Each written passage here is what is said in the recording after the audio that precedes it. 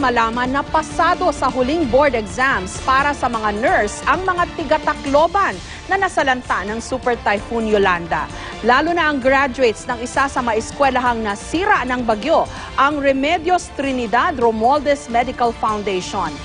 Dapat magsilbi ring inspirasyon ang kwento ng top-notcher na si Christine Joy Danan ng New Era University na wala raw palya sa pag-review para sa board exams. Isa pang patunay na kapag may tiyaga, siguradong may nilaga. Pero sa gitna ng nararanasan ngayon ng Pilipinas na may 300,000 nursing graduates na walang mahanap na trabaho, gayong kulang na kulang naman ang ating health workers, lalo na sa mga malalayong mga barangay. Ang tanong, mapapakinabangan ba ang talento at talino ng mga katulad ni Christine? At masisisi ba ang karamihan sa kanila na ang tanging nakikitang pag-asa para makawala sa kahirapan at mabago ang buhay ay ang makapag-abroad?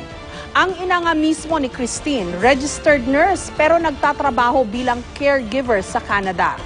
Oportunidad sa Pilipinas ang kailangan para hindi masayang ang mga pinaghirapan ng mga katulad ni Christine at ng mga tiga-Tacloban na pasado sa Nursing Licensure Board exams at hindi lang sila mapabilang sa humahabang listahan ng mga unemployed sa Pilipinas.